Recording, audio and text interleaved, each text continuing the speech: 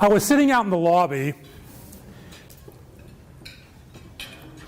just thinking, waiting to come to the event. I got here a little bit early, and I had an epiphany. Actually, I had two epiphanies. The first one was that I forgot to return Kathy Meyer's email. That will never happen again. This qualifies as a running joke for our relationship going forward.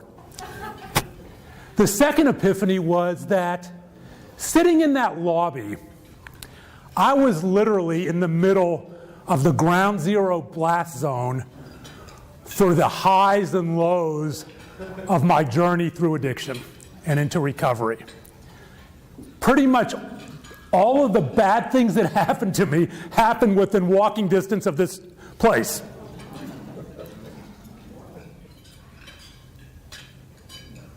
Let's go to June of 2006. The Dallas Mavericks were going to the NBA championship for the very first time. My brother Mark had bought the team in January of 2000, and we had made the playoffs a few times and had some success, but this was our first trip to the big show. And as you can imagine, it was a very exciting time for the city, for my brother, for me, for the team. And as you might guess, I was going to get some pretty good seats for those games. I also had the opportunity to get some tickets for friends. 2 great seats at the American Airlines Center. I called up my brother, I got the tickets. Do you think I gave them to my friends? You're probably thinking I sold them on eBay for some astronomical amount. I'm no dummy. I didn't do that either. I took those 2 tickets and I traded them to my cocaine dealer for $1,000 in cocaine. Selling them on eBay, in my mind, was disrespectful to my brother. But trading them to my cocaine dealer was perfectly acceptable.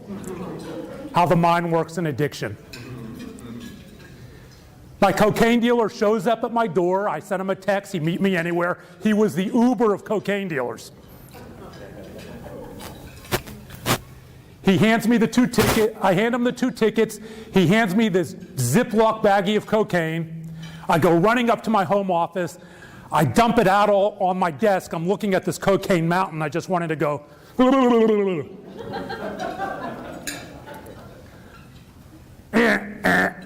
Line some out. My rolled up $20 bill. Who knows what else was on that thing? Isn't it funny about cocaine addiction? I would go into a bathroom, wash my hands, use the soap, but I'll roll up some $20 bill that has probably been in the noses of 10 other addicts. We're a funny bunch. I did those lines, but cocaine had long stopped giving me the feeling of self-love and acceptance and confidence that it had given me so many years ago when I did it in a bathroom of a hotel walking distance from here, ground zero, and instantly became addicted to it. Instantly became addicted to that artificial image in the mirror, that feeling of self-love that I had been longing for all of my life and searching for in so many unhealthy ways. What else comes with cocaine addiction? Paranoia. Do I hear the cops outside? Do I see those lights? Woo, woo. I gather up the cocaine, I put it back in the Ziploc baggie, I put it in the closet, I drive to a Home Depot, I buy 3 electrical outlet faceplates, a drill and a saw. I drive back home, I go to each closet upstairs in the bedrooms, into the drywall, bzz, bzz, bzz, bzz. I drill and cut a fake electrical outlet into the drywall of each closet, take the cocaine, put it in smaller separate Ziploc baggies, and hide it. I was the most brilliant lawyer ever. Like the DEA, the cops, and the drug dogs have never thought of that. Line out some more that I'd left there. Again, just pain and shame. Maybe I need to change drug dealers. Maybe I need to switch from wine to Jack Daniels. Not maybe I have a problem. Paranoia again. I go to each fake electrical outlet in each closet. Bzz, bzz, bzz, bzz. I take it out, put the cocaine back in the giant Ziploc baggie, go to my bathroom, flush it down the toilet. Now $960 worth of cocaine. The next morning comes, and as so often happens when a perceived negative event gets in the rearview mirror where addiction is concerned, I wake up. I'm such an idiot. I flushed all my cocaine down the toilet. Who does that? People who are addicted to cocaine. There's another game tonight. Another call to Mark. 2 more tickets. Another text to my drug dealer.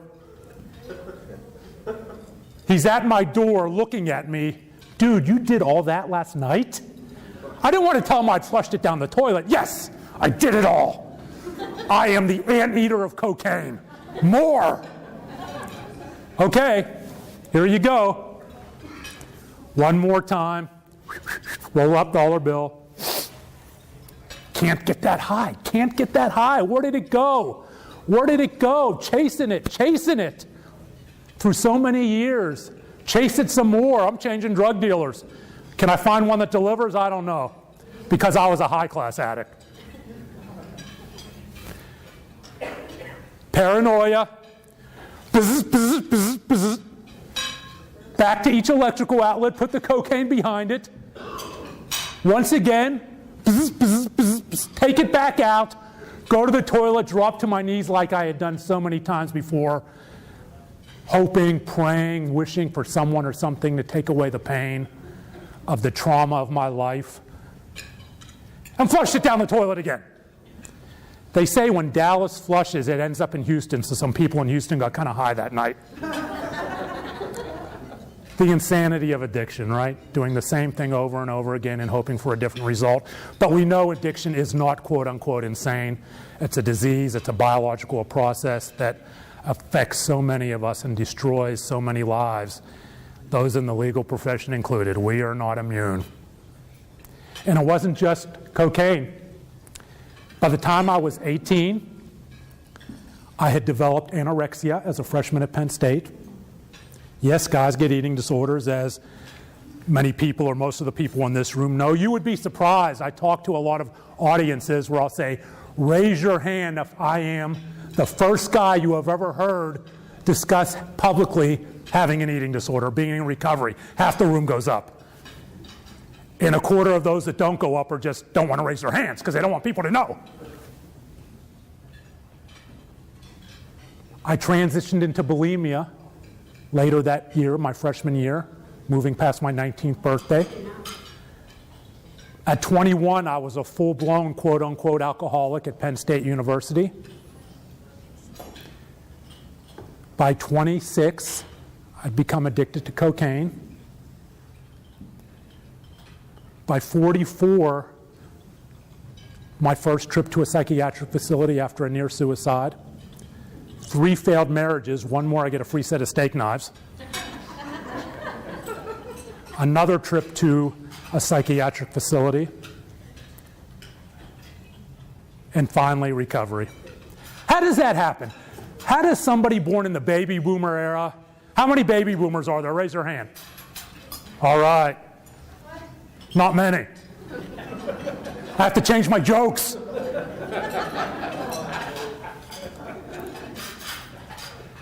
The middle of 3 boys. Mark the firstborn. As the firstborn, Mark was what you might expect from the firstborn. He was outgoing, entrepreneurial, selling this door to door, selling that door to door. I remember our local newspaper went on strike.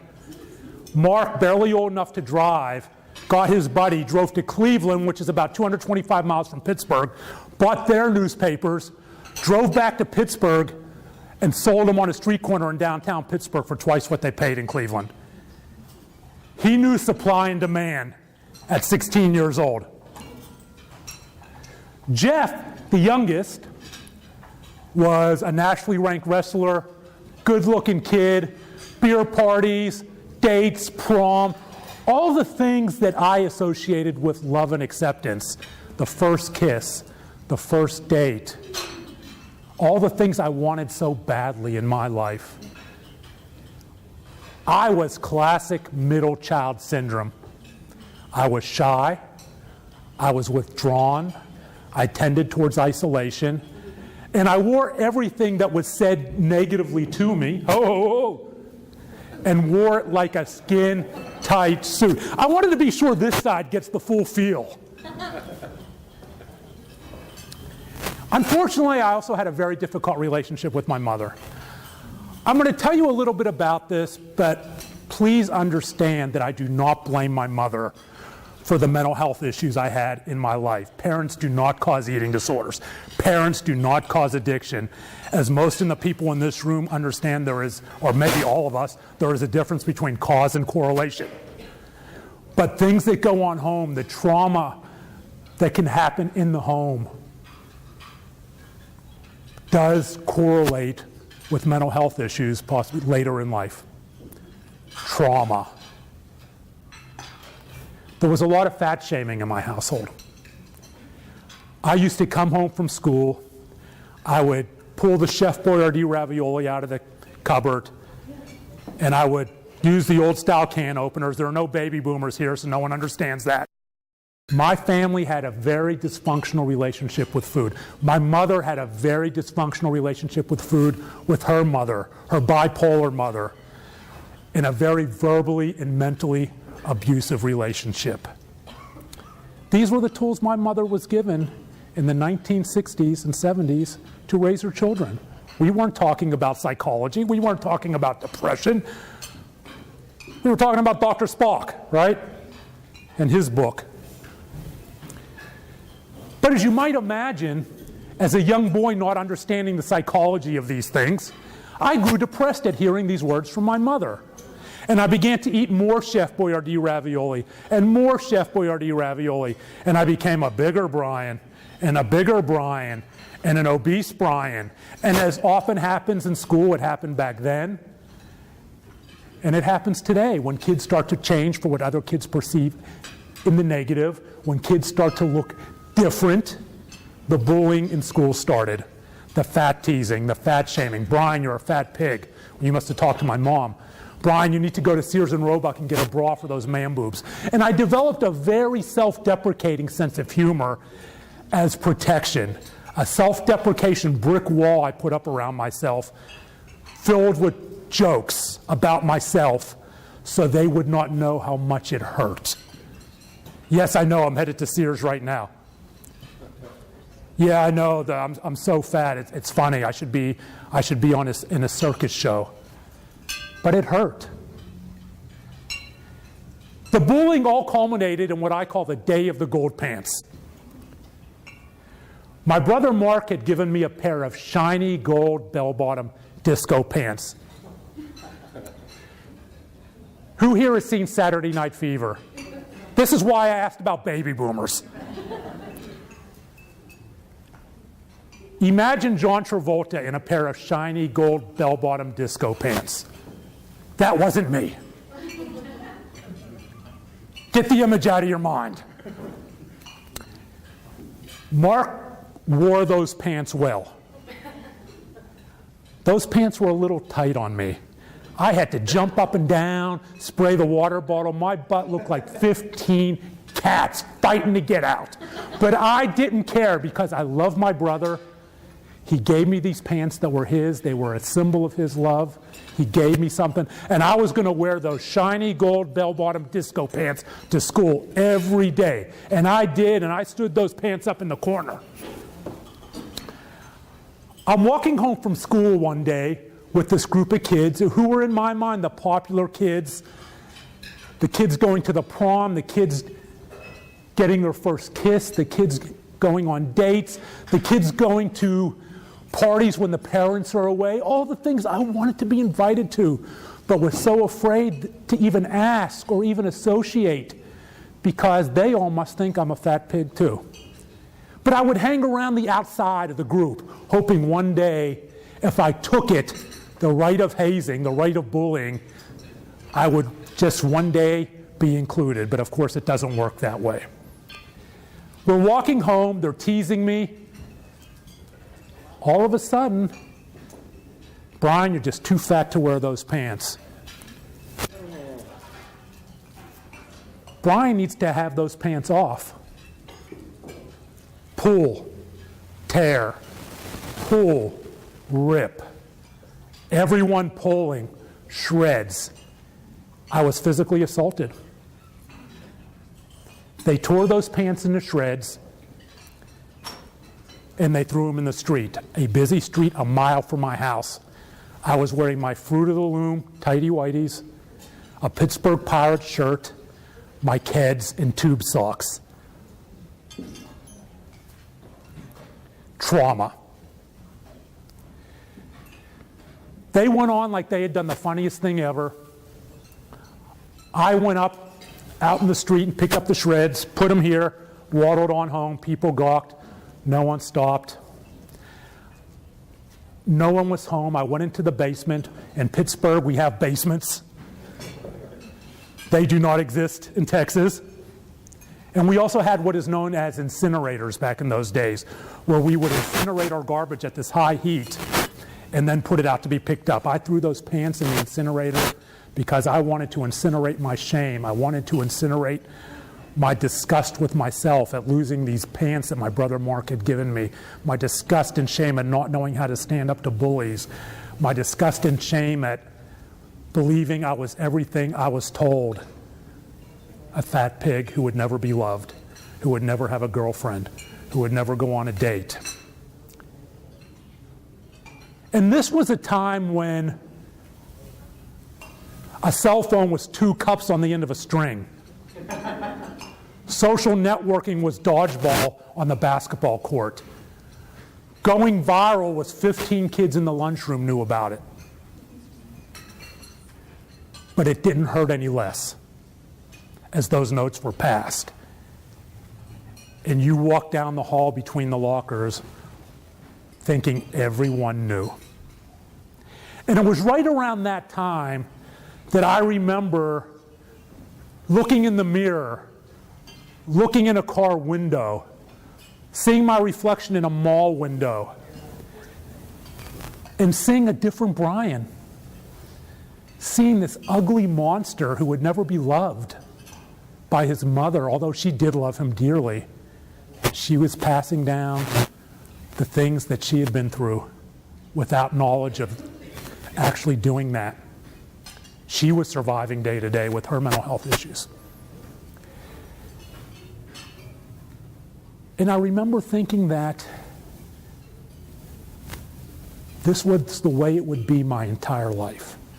So you can imagine I was really happy to graduate and get the hell out of Dodge, out of Pittsburgh, and I went on to Penn State University, 150 miles away.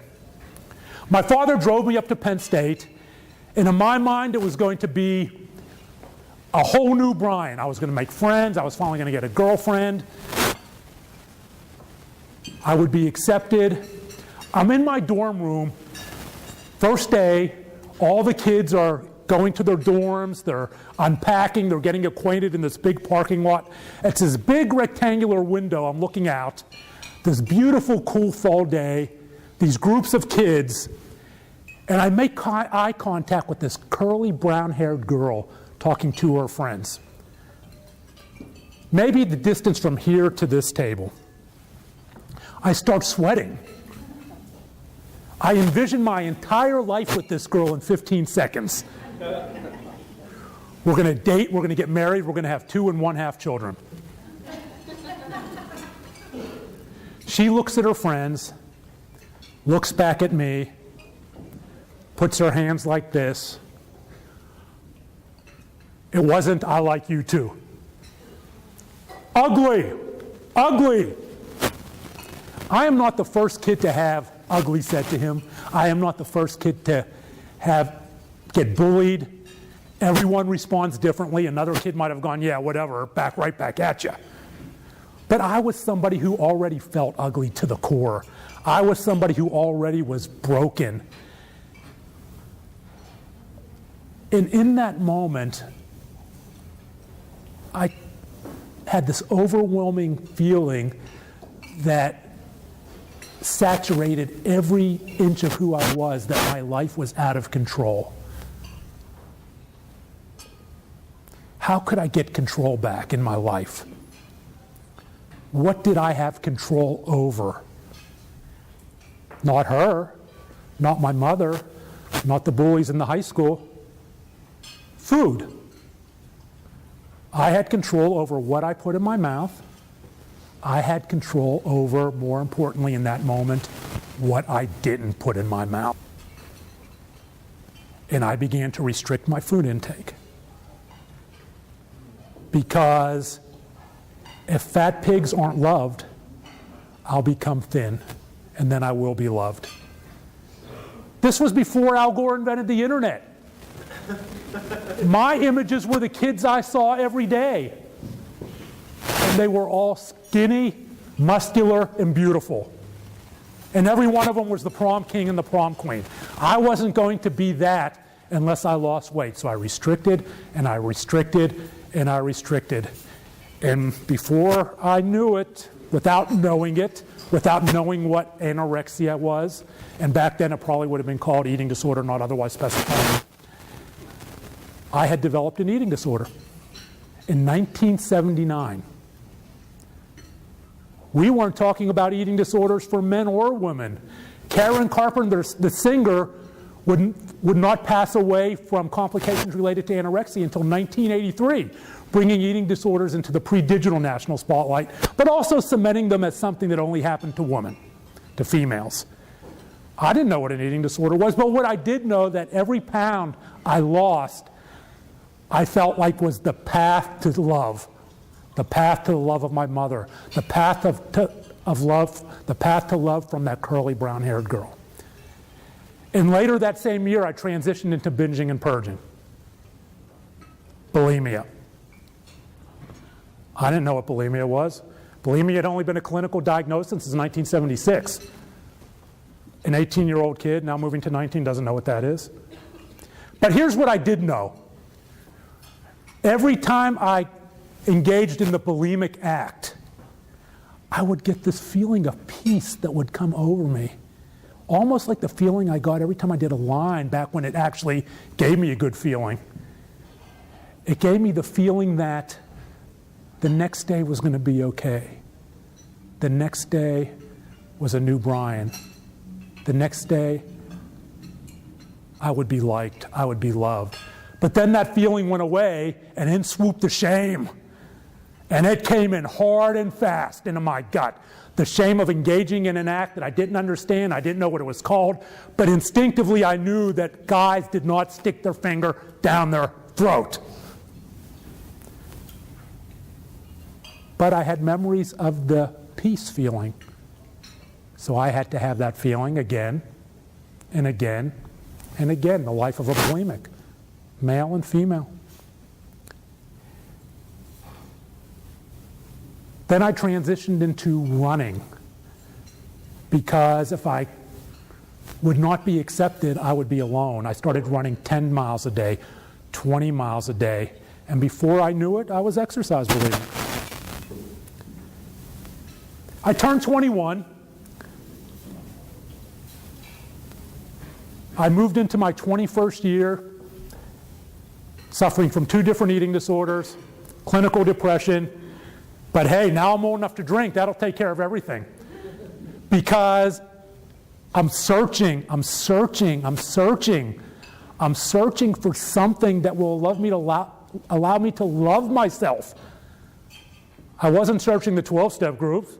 I wasn't searching therapists. This was 1980 now. I searched for alcohol. I began drinking every night at Penn State. I would go to class drunk. I would go to class hungover. I would get drunk just to go out and get drunker.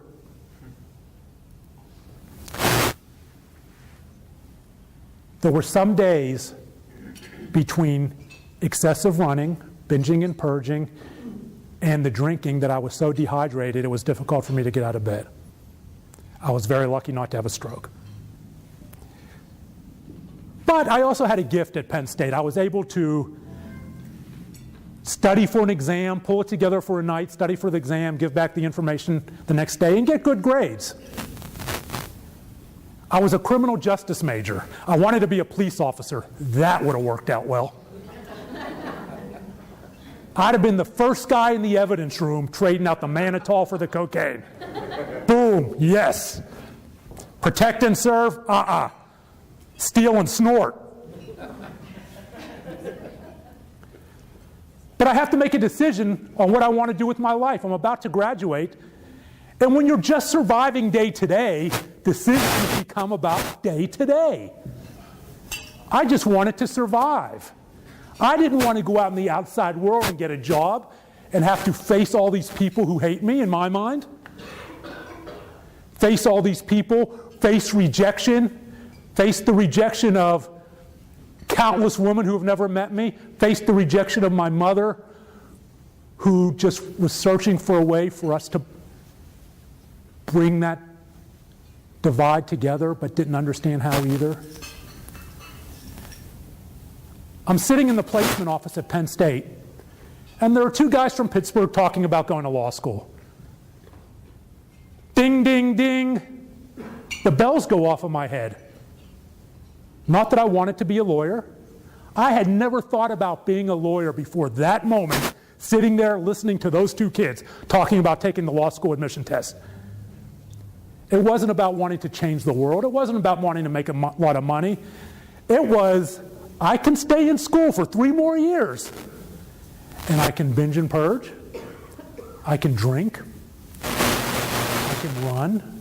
And I can engage in the behaviors that allow me to survive day to day, allow me to survive moment to moment, allow me to survive second to second.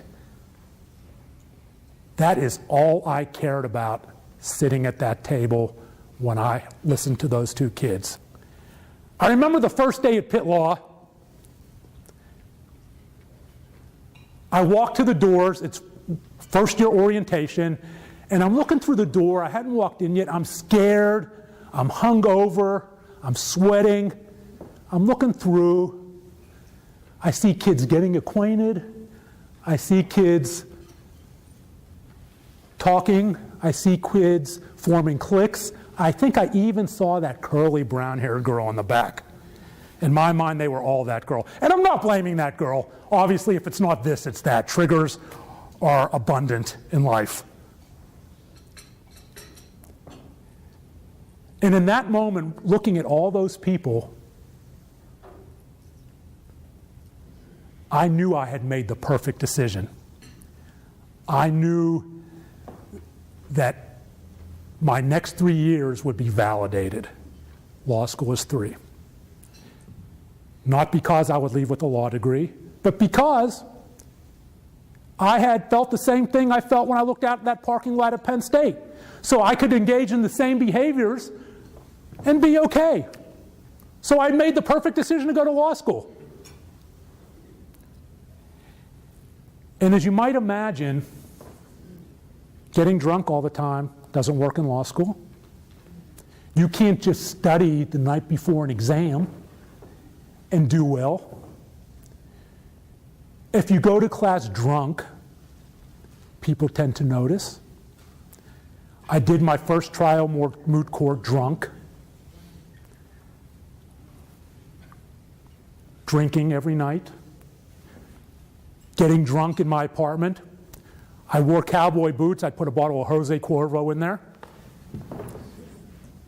to get drunker so I could go out. If I got drunker, then I'll be able to socialize. But by the time I get to the bar where the law school hangs out, it was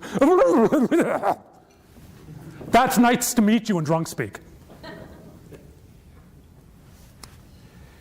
I graduated by the skin of my teeth. I still have reoccurring dreams about going to pick up my diploma and the dean of the law school pulling it back as I'm trying to grab it, going, psych, you didn't graduate, and I wake up going like this in sweats. The ironic thing about that is I was so ashamed that I didn't even go to graduation. Just mail it to me. It's all good. What am I going to do with my life? Am I going to move into the legal profession? Or am I going to repeat the cycles that have got me to that point? I'm going to repeat the cycles. That's what got me to that point. I decided I would move to Dallas, Texas. I made that decision because my brother Mark and my brother Jeff had moved here, and their love could save me because I knew that they really did love me. Notwithstanding anyone else, notwithstanding any projection to the people out there in the world who aren't even paying attention to me, they're worrying who loves them. That was what I needed. I needed love. So in 1986, I graduated. I took a Greyhound bus, $100 to my name. Mark picked me up downtown at the Greyhound parking lot. I moved in with him, and it was like throwing gasoline on a fire. Poof! Mark was in his early 30s. Jeff was in his 20s. They're out drinking. They're out on Greenville Avenue having a good time. They're dating. They don't know anything of my problems. I fit right in. So, of course, my drinking got worse. And in the summer of 1987, in the bathroom of a hotel, walking distance from here, across the street, the Crescent Hotel, a place called Bonash at that time, I did my first line of cocaine. I discovered that one thing that for 15 seconds, 20 seconds, however long the high lasted, I finally looked in the mirror. Yes! Oh, I love that guy. The girls upstairs in the bar love that guy. My mother loves that guy. That curly brown-haired girl absolutely loves that guy. And I instantly became psychologically addicted to cocaine. The physical dependence would come later. Because going my whole young life up to that point of having this hole in my soul, having this hole in my stomach of self-loathing, of self-hatred, to have that feeling, to experience that, whoa! Nothing I'd ever felt before. I had to have that feeling again and again and again, even artificially induced. And I quickly became addicted to cocaine. Cocaine and alcohol quickly took over my life. I failed the Texas bar twice, both failures coming as a result of drugs and alcohol being more important to study. The first time I took the Texas bar exam,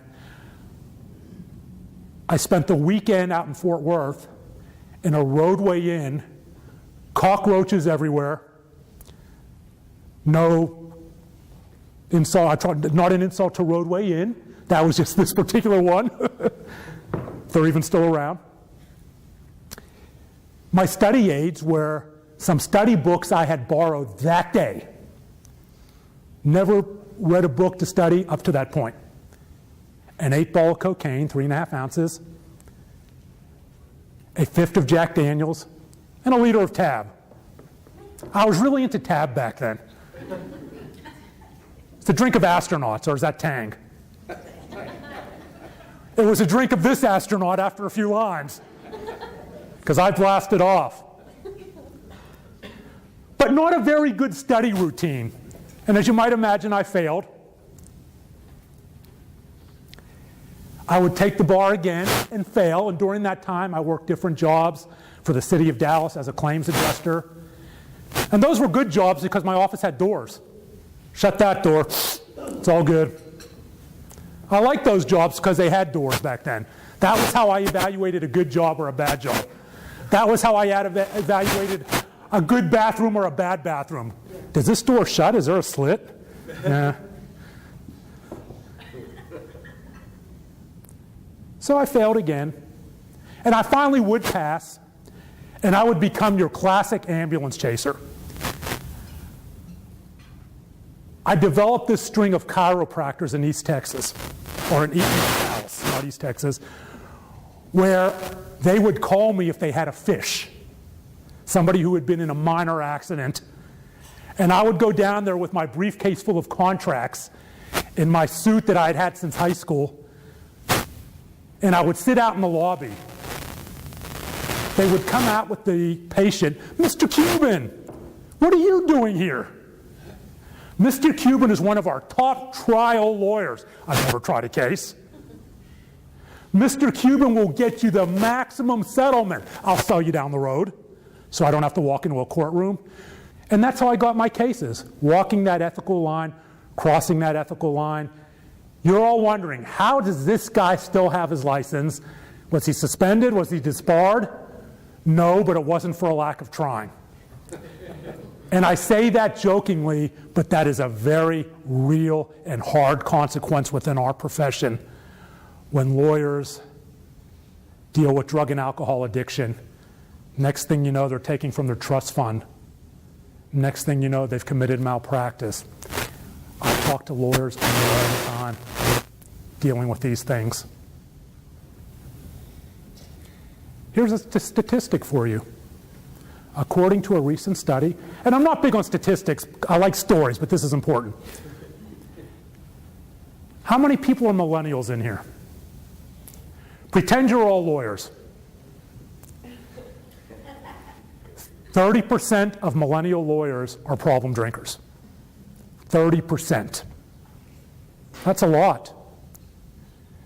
12.5% of Americans are problem drinkers. I saw in an article on CNN said we have a crisis. 30%. 20% of lawyers in general are problem drinkers. And we have similarly high rates of depression, anxiety. We really don't know how many have cocaine issues or opioid issues because lawyers were too afraid to answer those questions on the anonymous survey to get a clinical sample. I was one of those lawyers, ambulance chasing. But you can only do those things for so long and your reputation catches up to you, and eventually I had no clients left. I was this close to living under a bridge, but I am somebody of privilege, and I acknowledge that because I had a brother and have a brother who loved me, had a brother who had money, and had a brother who did not want to see his brother living under a bridge. And it kind of came to a head in 2005. The first of the monster heads. I became so depressed and despondent that I would never look in the mirror and love Brian without the help of artificial substances, without having to deaden myself so I didn't worry about love. So I could just go moment to moment, night to night, so I could just get nauseous every morning at the birds because I'd been up all night and have to Valium my way through the day just to get to the next day. I decided to end my life. I had had enough. And in my mind, I was doing my family a favor. They would be happy to get rid of me. And it was close. My brothers came into my house. I had a .45 automatic nightstand on my dresser. There was drugs everywhere, alcohol everywhere. They took me kicking and screaming my first of 2 trips to Green Oaks Hospital. Much to their chagrin, they couldn't hold me there. I'm a lawyer. I know what to say. I'm not a danger to myself. I'm not a danger to others. I wasn't going to use that weapon. And they wanted to commit me, and they couldn't, and they were frustrated. They're trying to save my life. The only thing I could think of is get out of my life, leave me alone. So we did what I call the Cuban rehab. They took my car keys and said, stay in your house for 2 weeks. It's all going to be okay. I had 2 thoughts to that. One, no problem, my drug dealer delivers. 2, now they know. Now they really know. Now I need to start 12-step. No. Now I need to go into residential treatment. No. Now I need to distance. Yes. And I did. And I distance into my group of people who did drugs, did cocaine, lawyers and non-lawyers. Lost all my clients. Mark put me to work for him. Kind of the pull yourself up by the bootstraps, give you a challenge. That doesn't work either. But my family's no different than any. They were struggling with figuring it out. And so I went to work for Mark as his point guy for the construction of the American Airlines Center. He owned a half interest. I don't know anything about construction, but he had me sitting in a trailer there in these meetings so I could report back to him. I'm sitting in this trailer in the West End, not far from here, walking distance. You getting it now? Ground Zero, Blast Zone, American Airlines Center. I'm coked up, I'm hungover, sometimes drunk with the most important people in Dallas. Mark had to pull me out of that, and he began just supporting me.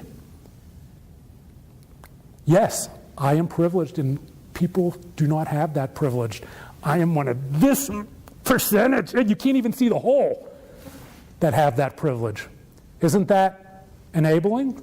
Sure. But don't we look at enablement from the rearview mirror, right? You never know when it starts up front how it's going to end. And if he hadn't done what he had done, I wouldn't be standing here doing what I'm doing. 2007 or 2006, I met a girl out during one of my week-long birthday parties in January. They started when the cocaine ended. They started when the cocaine came. They stopped when the cocaine ended. And I'm at this bar on Knox Henderson. This girl walks in. Her name's Amanda. We start talking, and I was good at the masks that we wear in addiction. But as so often happens, as we get deeper and deeper, it gets harder and harder to wear those masks for any extended length of time. But I must have had a good one on that night.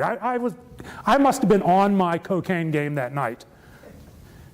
We started dating. She does not do drugs, very light drinker. She moved in with me. She's trying to figure out what I do for a living. I'm not doing anything. Mark's just giving me a paycheck. I'm a lawyer. I'm the Dallas Mavericks lawyer, right? Whatever works, right? Whatever got me in the bar, whatever got me through the valet line, whatever got me the free cocaine. I own half the team. Mark didn't tell you? They kept that part out of the newspaper. I'm a low-key owner. I'm a minority owner.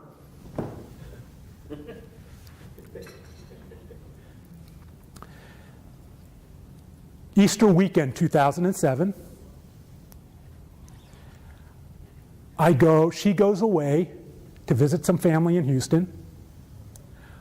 I go to a bar at the hotel right across the street from the American Airlines Center. Here we go, coming back, Blast Zone. I remember walking in. The next thing I know, it's 2 days later. I'm lying in bed. There's cocaine all over the dresser. There's black market Valium all over the dresser. There are wine bottles strewn around the room. She's looking down at me. It's Sunday afternoon. I don't know what day it is. I'm trying to think of what lie I can tell that will explain this, as we say on Law and Order SVU, orgy of evidence, that I might not be the guy she thought I was. None of it was working. She's a lawyer as well. I decided to run home to Mama. Not my mama in Pittsburgh, Mama Green Oaks Hospital. So I can think of a better lie to tell. Take me to Green Oaks. Why do you know where Green Oaks is? You've been to a psychiatric facility? We'll get to that later. Just take me there because I need more time to lie to you. So we get down there. We're waiting for intake. She's crying. I'd cry. I'd leave. And a few things occurred to me standing in that parking lot that day, Easter weekend, finishing it up in 2007. One, that she was going to leave. She actually didn't leave. She stood by me. She moved out. We continued dating while I found recovery, while I rebuilt the broken trust, We dated for over a decade while I repaired myself. And now we've been married for over 2 years. So relationships won't all survive this, but they can. But I had to do recovery for me. Couldn't be for her, couldn't be for my family, because tragedy happens. Divorces happen, people leave, people die, pets die, loved ones die. Terrible things happen. And I really didn't understand that, but I instinctively knew that if I didn't do it for me, there would be not only no her, there would eventually be not a trip back to Green Oaks, but a trip to the cemetery. I'd be dead. There would be no third trip to Green Oaks. So the next day, I walked into my psychiatrist's office, who I'd been seeing for 2 years, getting antidepressants for clinical depression while I'm using cocaine. That works out, and while I'm drinking. I remember this one antidepressant. Don't do this. Don't use cocaine because you can have seizures. Cocaine, seizures. Cocaine, it's okay. Addiction, compulsive drug seeking in the face of known consequences, right? Potential consequences. There you go. I'd been lying to him for 2 years regardless. Why would you lie to your psychiatrist? Shame knows no hourly rate, right?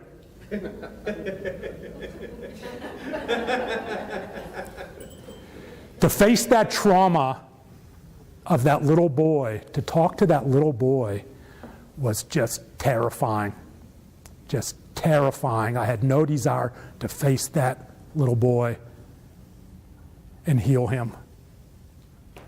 Who wants to tear back those layers of their life to that? I didn't. Well, Brian, we have to do something. And I finally got honest with him about everything but the eating disorder. At that point, I knew I had an eating disorder, but as a guy, I was just thinking I was the only one. It was very shameful, so I held that back for a little while. We have to do something, Brian. Would you consider residential treatment? I'm not going to residential treatment. There are no lawyers in residential treatment. Right, Talbot Recovery? There are no lawyers. Wrong. I can't go to residential treatment. I'm an important lawyer as well. I heard a car accident outside. They're going to call me and I'll have a case. I can't go to treatment. I'm just too important. I got things going on. I'm happening. Would you consider 12-step? And as we know, Alcoholics Anonymous is the most well-known one. I can't go to 12-step. There are no lawyers in 12-step. I walked into there and half of them were lawyers. And I can't go. They smoke. I see them smoking outside. Secondhand smoke will kill you. I just can't do it. Secondhand smoke. We always have a reason, right? Well, I had to do something. Brian, we have to do something here. And I wasn't ready to do something for me. I wasn't ready to do something for him. I was ready to do something because I wanted to wake up. I guess this is for me. I wanted to wake up one morning, and look in the mirror and love what I saw, love who I saw, without having to deaden it, escalate it, artificialize it. If I could have that one morning, okay, and plus it was right next door. That made it easier. I'll go to 12-step. So April 8, 2007, I walked into 12-step, and I looked around and I'm listening to stories and I'm crying and I smell, hadn't showered in 2 days. My story's worse than his. Oh, that's pretty bad. None of these people have traded cocaine for Dallas Mavericks championship tickets. They don't know my problems. But as people went around the room, I began to realize that drink to mouth, blow to nose, it was all the same. And if staying and listening would give me that one day, I would go back. I didn't know if I was an alcoholic at that point, even though I was. I didn't have the self-awareness. But then I wanted to love myself, which was at that point more important. So I went back, and I went back, and I went back. I continued in extensive therapy. Because 12-step, well, people talk about trauma, is not to heal trauma. I had to deal with all the trauma of my life. I've been through cognitive behavioral therapy, acceptance and commitment therapy, exposure therapy, all so I can look in the mirror and finally get comfortable with that little boy who was struggling also with body dysmorphic disorder, which is taking a small or even non-existent perceived defect in your perceived reflection and exaggerating it to the point where it affects your ability to function, quote unquote, normally in life. It affects about 2% of the population, men and women equally, has a high correlation with mental health issues. And so I began my therapy. I began to tear back the layers of my life. Well, I went to meetings. Well, I stayed sober. And I began to repair that little boy. This was a little boy that I had carried around on a tire through my life. Just carried him around, this hurt little boy who didn't feel like he was loved, would never be loved. I had never stopped and told that little boy that he was loved. I had never stopped and told that little boy it wasn't his fault. I never stopped and told that little boy that his mother loved him and she was just repeating what she had been through. I began to have those conversations with that little boy. As we say, talk to our inner child. Everyone should talk to their inner child. You might be very surprised what that little boy or girl has to say. And as I began to heal that little boy, Brian began to heal. As Brian began to heal, he was able to have conversations with his mother. She began to heal. And we closed the rift of all the unsaid and unspoken blame and not understanding how to tell each other that we did love. And I forgave her. And she forgave me. And I let go of the anger. And so did she. And people have been through terrible things, so I'm not telling you what forgiveness should mean to you. I know what it meant to me. I forgave the bullies who did that to me all those years ago. An incident so traumatic, I could take you to Pittsburgh, PA, and show you exactly where it happened. People ask me sometimes, don't you want to confront those kids? Don't you want to tell them what they did to you? No. Those are 57-year-old men, not 14 and 15-year-old little boys. They have children and now grandchildren. I want them to have happy lives, happy marriages, hopefully raising their kids and teaching them differently about bullying than they were taught or were not taught. That's what I want for them. Of course not. This isn't a reality show. I'm not Maury Povich. I'm not the father. No. I'm Facebook friends with a couple of those kids. Now, guys, do I remember what they did? Sure. Am I angry about what they did? No. Did I talk about what they did? Yes. Because it was trauma. And trauma plays an important role.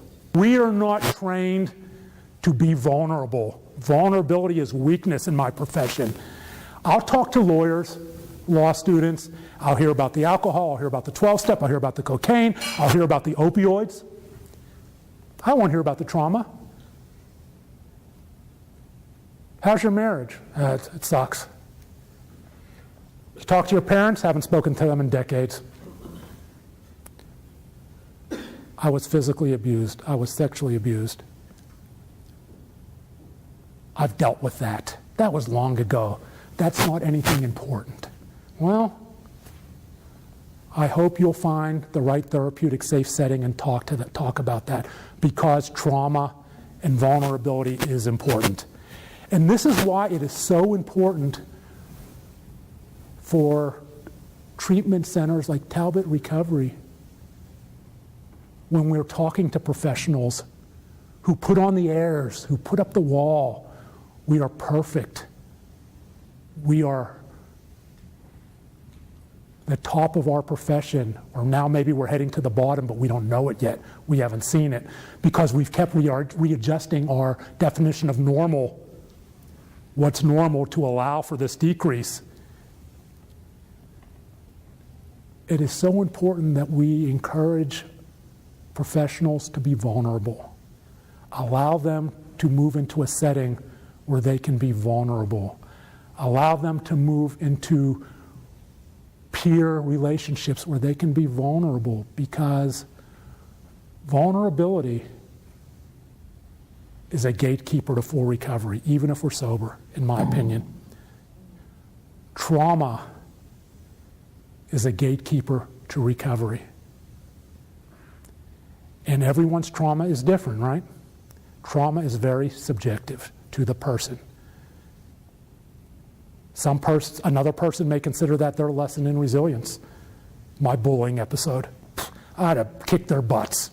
That's what my dad taught me when he punched me in the nose. Okay, that wasn't me. We are all unique individuals who process trauma differently. And every lawyer professional who comes to the room will process trauma differently. Let's encourage them to open up. Let's encourage them to talk about it.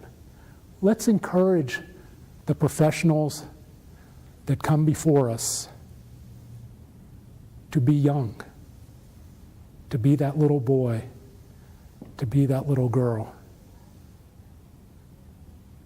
Because even if we don't have degrees, we all have the one gift, the one tool that can begin that process no matter what we do for a living.